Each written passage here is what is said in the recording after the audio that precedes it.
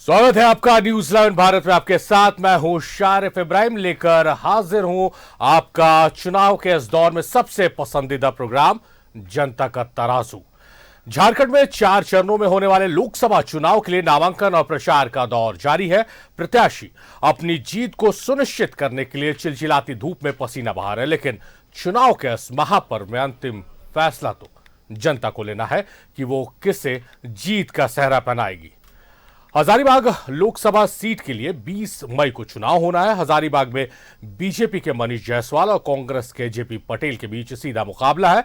ऐसे में देखना है कि चुनावी मैदान में किस प्रत्याशी का पलड़ा भारी है।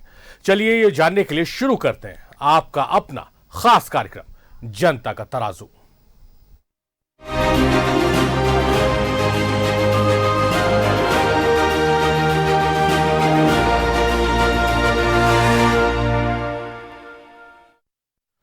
तो जनता के तराजू में सबसे पहले आपका परिचय कराते हैं मनीष जायसवाल से। मनीष जायसवाल के राजनीतिक सफर पर एक नजर डालते हैं। ब्रजकिशोर जायसवाल के बेटे हैं मनीष जायसवाल। ब्रजकिशोर सालों तक रहे नगर परिषद अध्यक्ष। मनीष जायसवाल का जन्म 23 जुलाई 1968 में हुआ। बड़कागांव के जुगरा के हैं मूल निवासी।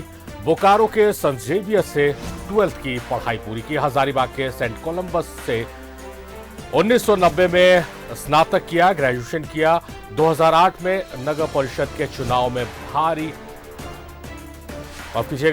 परिषद चुनाव से उन्होंने एंट्री मारी है राजनीति में।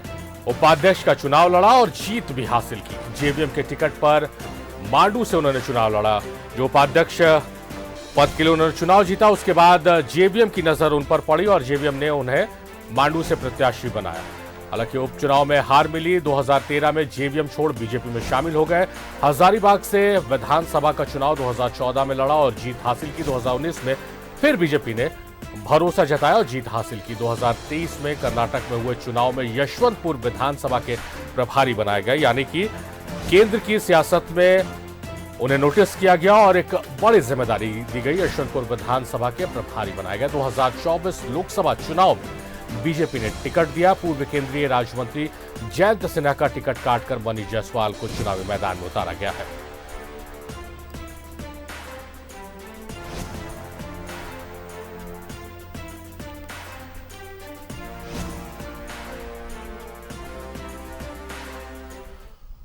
मनीष जायसवाल की बात हुई, अब जेपी पटेल की बात करते हैं, जो कांग्रेस के उम्मीदवार हैं, इंडी गठबंधन के उम्मीदवार हैं जेपी पटेल। उनके राजनीतिक सफर पर एक नजर डालते हैं।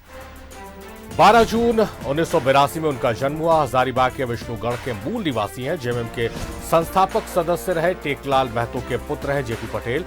सांसद और कई टर्म के विधायक रहे पिता टेकलाल महतो। स्वर्गीय टेकलाल महतो की उन्होंने राजनीतिक विरासत को संभाला। पिता की मौत के बाद मांडू से विधानसभा का चुनाव लड़ा।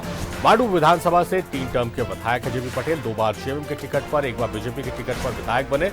2019 लोकसभा चुनाव में एनडीए का प्रचार करने पर जेएमएम ने पार्टी से बाहर का रास्ता दिखाया। जेएमएम से निष्कासन के बाद जेपी पटेल ने बीजेपी का दामन थाम लिया। बीजेपी विधायक दल के नेता की रेस में जेपी पटेल का नाम सबसे आगे चल रहा था। बीजेपी नेताओं के विरोध की वजह से नहीं बनाए गए विधायक दल के नेता।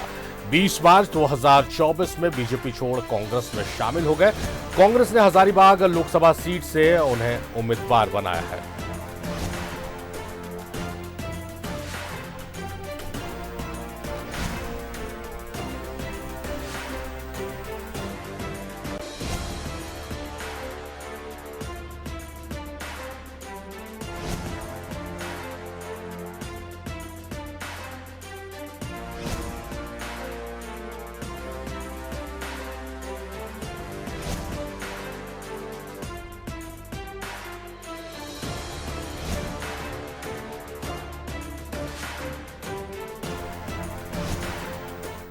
तो हर दिन इस वक्त हम उपस्थित होते हैं और हम बात करते हैं अलग अलग लोकसभा क्षेत्रों की कि वहां पर जनता किन मुद्दों को आधार बनाकर अपने प्रत्याशियों को तौल रही है अपने तराजू में। और खास मेहमान हमारे साथ जुड़ते हैं। आज भी हमारे साथ खास मेहमान स्टूडियो से जुड़े। पहले उनका तारुफ करा दे। कुंदन तिवारी हमारे साथ जुड़े हैं, जो राजनीतिक विशेषज्ञ है। कुंदन, बहुत स्वागत है आपका न्यूजीलैंड भारत में। लालमणि प्रसाद साहब है, जो प्रोफेसर है, राजनीति शास्त्र के एचओडी भी है। सर, आपका भी बहुत स्वागत है न्यूजीलैंड भारत के स्टूडियो में। सर, ग्राफिक्स के माध्यम से हमने राजनीतिक सफर दोनों उम्मीदवारों का दिखाया। आप लोग स्टडी भी करते हैं, आप लोगों को ये सारी जानकारी पता भी है। किस रूप में हजारीबाग की आप लड़ाई देखते हैं, क्योंकि हजारीबाग सीट जो है वो काफी हॉट सीट हो गई है। सब तरह की हैपनिंग हजारीबाग सीट में देखने को मिली। राजमंत्री का टिकट काटकर मनीष जायसवाल को चुनावी मैदान में उतारा गया। मनीष जायसवाल जो बीजेपी के साथ थे वो कांग्रेस में शामिल हुए, उन्हें टिकट दिया गया। तो क्या किस रूप में हजारीबाग को देखते हैं, हजारीबाग के मुद्दों को देखते हैं और हजारीबाग के वोटर्स के मिजाज को देखते हैं? सर जी देखिए, हजारीबाग सीट जो है, जैसा आपने कहा, वास्तव में ये हॉट सीट है जी। और यहाँ चूंकि ये सीट है जनरल जी, तो जो ऑल इंडिया में चुनाव में जो मुद्दे हैं और जो वहाँ बातें हो रही हैं वो सब यहाँ लागू होगी। वो सारे थ्योरी, वो सारे समीकरण, वो सारे यहाँ लागू होंगे।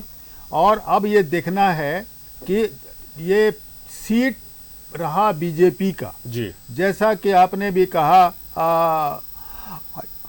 यशवंत जयंत सिन्हा के सिन्हा जी के पुत्र हैं जयंत सिन्हा जी जी, वो यहाँ के रहे सिटिंग मेंबर। और यशवंत सिन्हा और बीजेपी के केंद्रीय लीडरशिप से अच्छे संबंध नहीं होने के वजह से उनका टिकट कटा, जो स्पष्ट है जी। अब तो खैर वो वैक्यूम हो गया, उसमें कुछ लेना देना नहीं, बात आती नहीं है। अब ये मुद्दा पर आता है कि बीजेपी का कौन कैंडिडेट जीतना चाहिए जी। हाँ, तो वहां का अभी तक जो वोटिंग ट्रेंड रहा है और जो वोट करने वाले व्यक्ति रहे हैं वो बीजेपी के ही वोट देते रहे हैं। और हम नहीं समझते हैं कि सिर्फ कैंडिडेट चेंज करने से कोई बहुत बड़ा परिवर्तन वहां हो गया।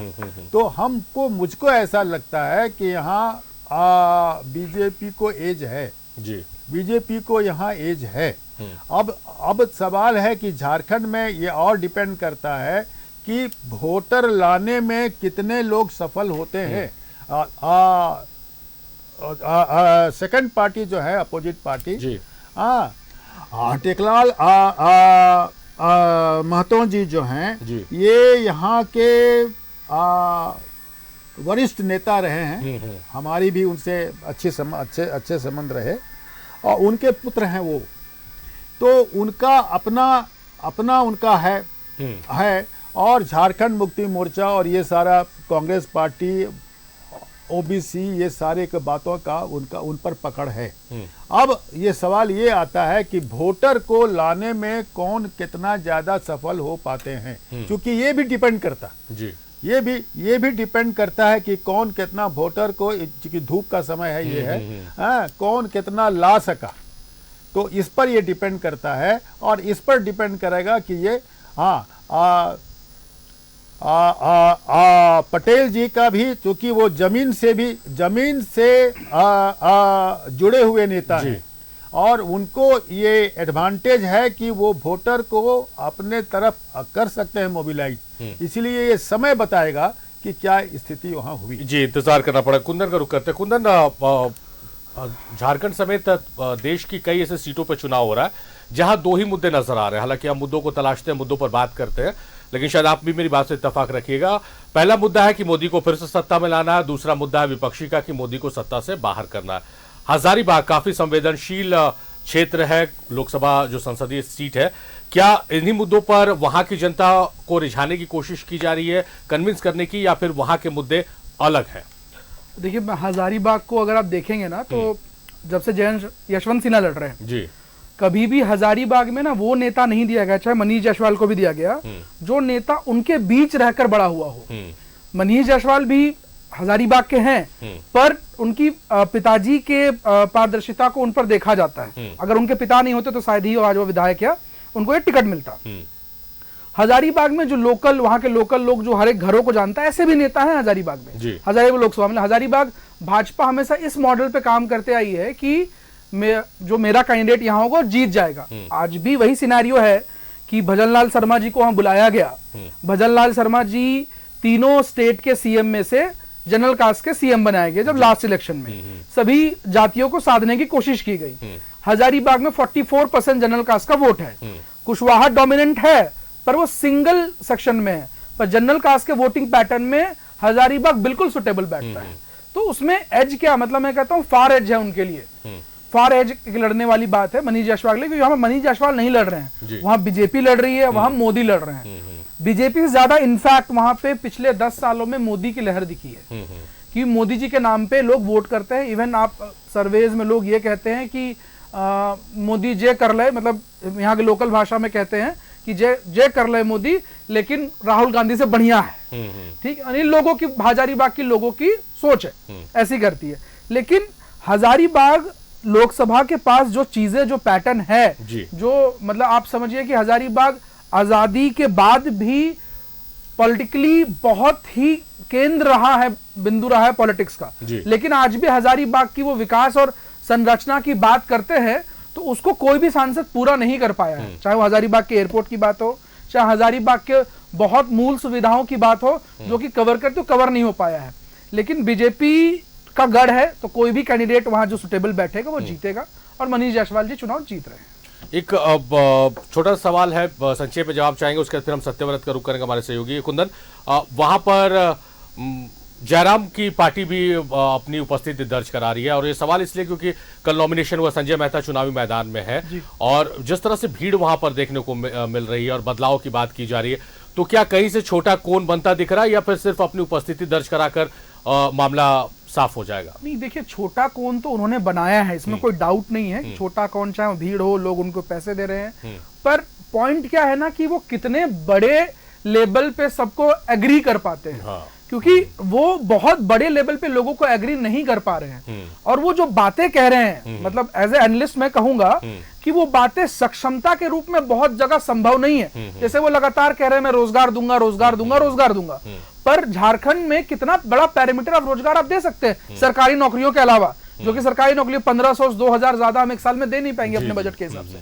और वो जो कोण क्रिएट कर रहे हैं, कोशिश कर रहे हैं, ठीक है, उनके जाति के लोग, और जो झारखंड से उनकी झारखंडियत की बात कर रहे हैं, वो भी बहुत बड़ा मुद्दा है कि झारखंडियत का बात करने वाला नेता चाहिए। उस बात को सक्षमता तक ले जा पा रहे हैं, पर बाकी जो मुद्दे, बारीकी वाली बाकी जातियां जो रह जाती हैं, या अभी आप कहे तो झारखंड हजारीबाग लोकसभा में कुर्मी का भी एक अच्छा खासा वोट बैंक है, मुस्लिम्स का भी एक अच्छा खासा वोट बैंक है, कुशवाहा का भी एक अच्छा खासा वोट बैंक है, और जनरल कास्ट कम्युनिटी, और कहेंगे तो लोकसभा के हिसाब से देखेंगे तो ब्राह्मण कम्युनिटी का वोट बैंक करीबन 1 लाख, 1.25 लाख, 1.5 लाख के आसपास है हजारीबाग।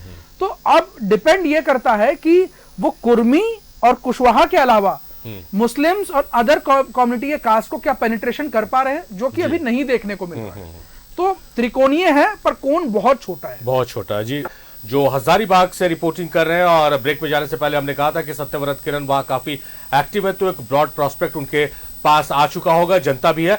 बात कर रहे हैं सत्यव्रत हम हजारीबाग की, और हजारीबाग में जिस तरह से वोटिंग होती है, जिस तरह से उम्मीदवार इस बार बदला गया, बीजेपी छोड़ कोई कांग्रेस में शामिल हुआ, सिटिंग सांसद का टिकट काटकर मनीष जायसवाल को चुनावी मैदान में बीजेपी ने उतारा, तमाम चीजें हजारीबाग में देखने को मिली है। जनता का मिजाज क्या कहता है? क्या जनता खामोशी से तमाम चीजों को देख रही है, या जनता मुखर होकर अपनी बातों को रख रही है? नहीं, देखिए, बिल्कुल सही कहा सारिफ आपने कि हजारीबाग में चुनावी सरगर्मियां जो है वो आज से तेज हो गई है। अगर आज की बात करें तो आज जिला निर्वाचन पदाधिकारी के समक्ष करीब 5 लोगों ने नामांकन किया है, लेकिन आज हजारीबाग से 2 बड़े दिग्गज प्रत्याशी जो है उन्होंने नामांकन किया है। और मैं इस वक्त मौजूद हूं हजारीबाग के विष्णुपुरी इलाके में, और हमारे साथ हजारीबाग के रहने वाले कुछ जनता जनार्दन है, कुछ स्थानीय मतदाता हैं, उनसे बात करेंगे कि इस बार अगर भारतीय जनता पार्टी की बात करें तो जो सिटिंग सांसद थे उनका टिकट काटकर मनीष जायसवाल को जो है वो एक बार उम्मीदवार बनाया गया है। एक वोटर की बात करें, हजारीबाग के रहने वाले एक स्थानीय व्यक्ति की बात करें, तो कैसे देखते हैं दोनों प्रत्याशी को? हम लोग जो है सो प्रत्याशी को नहीं, हम लोग मोदी जी को देखते हैं। इसलिए देखते हैं कि हमारे राम लला जो है सो 550-600 बरस जो है सो टेंट में रहने, और मोदी जी का देन है जो आज जो है सो वो अयोध्या में मंदिर के रूप में विराजमान हुए हैं। और दूसरी बात है कि मथुरा में भी मोदी जी का चल रहा है, मथुरा में भी कृष्ण भगवान जो अभी तक ये है उनका भी कार्यक्रम होगा। द्वारकाधीश वाला भी कार्यक्रम जो है सो उनका अच्छा चल रहा है, वहाँ भी सेतु जो तैयार किया जा रहा है अच्छी तरीके से। और काला धन का जो है, काला धन भी मोदी जी जितना लाए हैं ये जो है सो अच्छी तरीके से काम हुआ। इसलिए हम लोग जो भी प्रत्याशी है हम लोग इनको तो देख ही रहे हैं, लेकिन अधिकतर तौर पर हम लोग मोदी की देख रहे हैं। और हजारीबाग जिले से हम लोग समझ रहे हैं कि 14 का 14 सीट जो है सो मोदी जी के आने वाली है। बिल्कुल आपके लिए राष्ट्रीय मुद्दा होगा और राम मंदिर जो है वो आपके लिए मुद्दा होगा। आप आधी आबादी कही जाती हैं महिलाएं, आपके ऊपर पूरे घर की जिम्मेवारी होती है। इस बार जब बटन दबाने जाएंगे ईवीएम का तो क्या सोचकर जाएंगे कि हजारीबाग में कौन से कैंडिडेट को जिताया जाए ताकि आपकी और हजारीबाग की जो समस्याएं हैं वो दूर हो सके? हम लोग तो कोशिश करेंगे, हम लोग सबका यही प्रयास रहेगा कि भाजपा ही हजारीबाग से जीते और प्रत्याशी के रूप में कोई भी चेहरा हो। हम लोग सही बात है कि केंद्र को ही देखते हैं और केंद्र सरकार में जो मोदी जी बैठे हैं हमारे, वो ये नहीं देखते हैं कि ये महिला है, पुरुष है या कौन से वर्ग के लोग हैं। वो जो भी काम करते हैं वो सबको समान रूप से लाभ पहुंचे और लोकल स्थानीय लोग जितना भी हो सके आगे बढ़े। नौकरी को छोड़ करके आजकल के युवा जो है पढ़ाई लिखाई करने के बाद नौकरी की तरफ पहले भाग रहे थे, लेकिन अब वो लोग अपना रोजगार शुरू करके अपने पैर पे खड़ा होने का जो प्रयास करते हैं, ये मोदी जी का प्रेरणा है। और सनातन धर्म को जिस स्तर पर आज वो ले गए, भारत के लोगों का विदेश में भी इज्जत नहीं होता था, मान सम्मान नहीं होता था, लेकिन आज की स्थिति में ये बन गया है कि विदेश में लोग भारतीय को वहां के लोग से ज्यादा इज्जत और मान सम्मान देते हैं। तो ये हमारे केंद्र सरकार का बहुत बड़ा योगदान हम सभी के लिए है और इसलिए हम सभी लोग यही चाहेंगे कि केंद्र में भी मोदी सरकार हो, भाजपा सरकार हो और राज्य में भी हो और हमारे प्रांत में भी भाजपा सरकार ही आगे आए। हम लोग का यही प्रयास रहेगा। अभी से थोड़ी देर पहले जयप्रकाश भाई पटेल ने भी अपना नामांकन दाखिल किया है। कई बड़े इंडिया गठबंधन के जो नेता थे वो मौजूद थे, खुद मुख्यमंत्री चंपाई सोरेन पहुंचे थे। क्या जयप्रकाश भाई पटेल पर भरोसा नहीं आप लोग? नहीं, बात यहाँ पे है कि केंद्र की सरकार बनानी है तो केंद्र में एक मजबूत सरकार अगर देनी है तो निसंदेह हम लोग मोदी जी को ही वोट करेंगे। केंद्र में राहुल गांधी विकल्प नहीं? नो, कभी विकल्प नहीं बन सकते, क्योंकि राहुल गांधी में वो ना विश्वसनीयता है और ना वो जो राजनीतिक में मैच्योरिटी जो होनी चाहिए वो बिल्कुल नहीं है। तो चलिए ये हजारीबाग की जनता है, हजारीबाग की जनता के मूड को तलाशने की कोशिश कर रहे थे।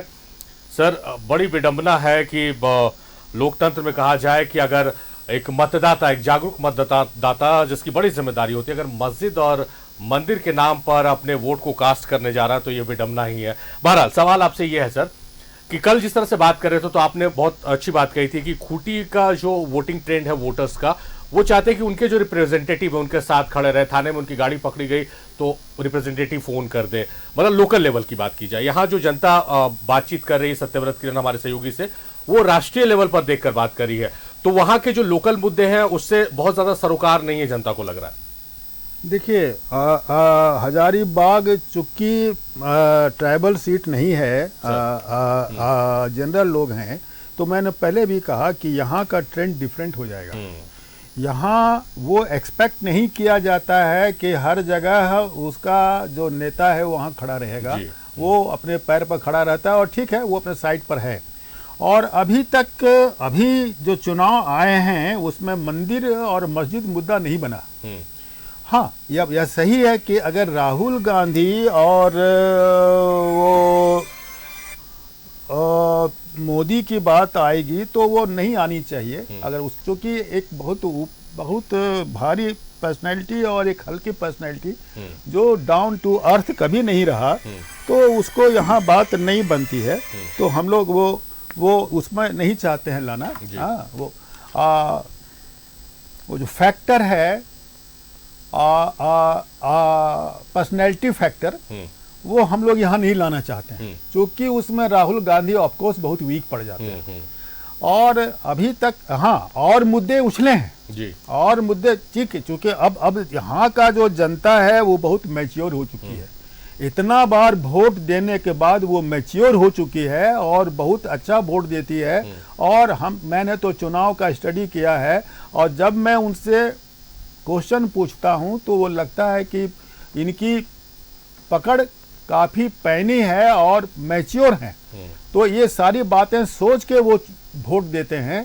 और हम लोगों को ऐसा हल्की बात में वो नहीं आते हैं। ऑफ कोर्स हम लोग सब चाहते हैं कि एक केंद्रीय नेता हो, एक गवर्नमेंट हो जो स्टेबल हो, स्ट्रॉन्ग लीडरशिप के तरफ हम लोग का झुकाव है। हाल में भी एक तुरंत अभी किताब आई जिसमें अध्ययन है कि 8 देशों में, वर्ल्ड के 8 देशों में ये ट्रेंड है कि यहाँ के लोग स्ट्रॉन्ग लीडर चाहते हैं, और हम लोग स्ट्रॉन्ग लीडर चाहते हैं। इंदिरा गांधी को हम लोग चाहे,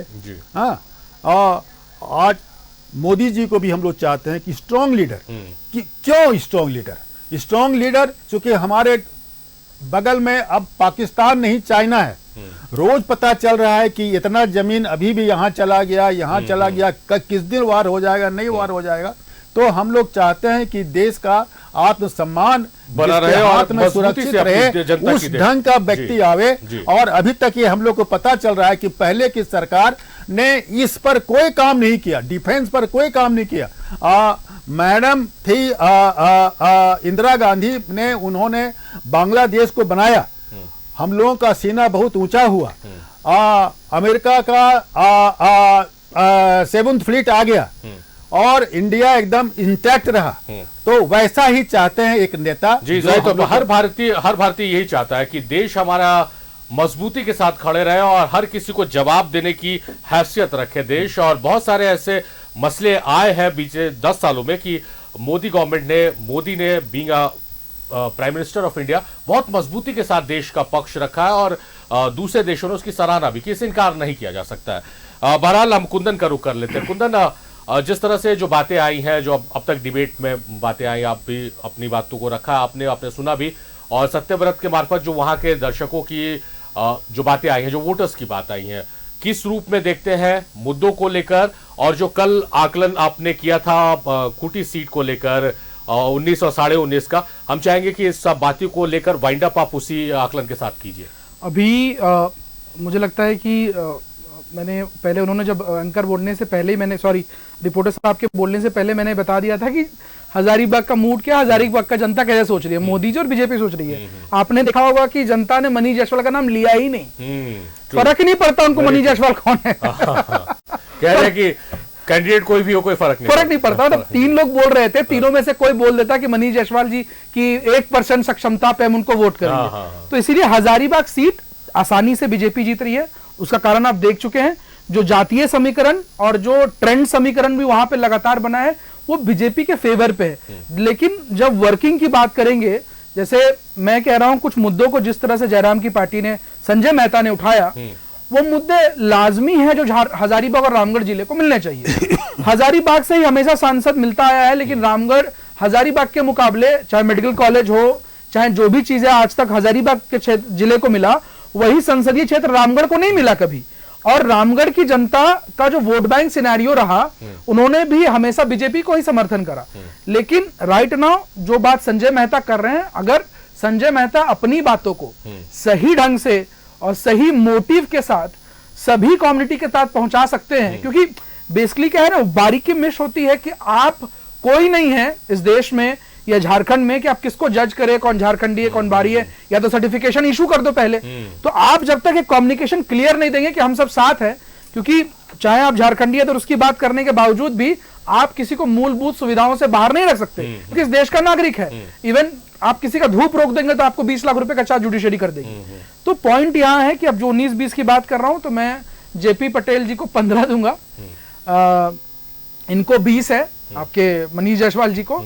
और अभी फाइट पे है, जो एक कोना बना रहा है, त्रिकोणीय में छोटा कोना संजय मेहता जी ने बनाया है, तो 4 से 5 नंबर में उनको भी दूंगा। लेकिन वो बढ़िया कर सकते हैं, बहुत बढ़िया कर सकते हैं, अगर वो अपना कम्युनिकेशन जीवित रखते हैं। अभी उनके पास लंबी दौड़ है और वो दौड़ेंगे राजनीति के मैदान में। हाँ, और लेकिन ये दौड़ भी जीत सकते हैं वो, लेकिन अब उन पे निर्भर करता है कि उस दौड़ को कितना, जैसे मुझे लगता है एक युवा होने के नाते और एक राजनीतिक विश्लेषक होने के नाते, कि जयराम की पार्टी या जयराम या संजय मेहता जी काफी चीजें मिस कर रहे हैं।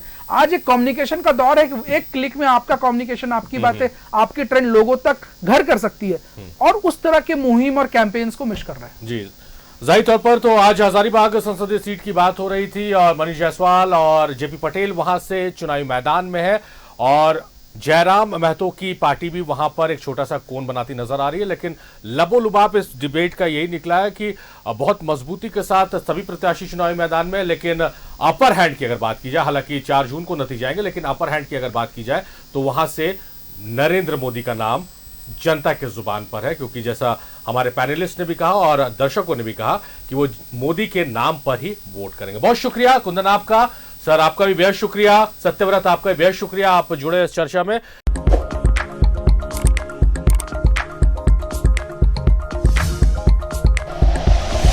Like and share videos, subscribe करें हमारा चैनल और प्रेस करें बेल आइकॉन। न्यूज़ 11 भारत, सच है तो दिखेगा।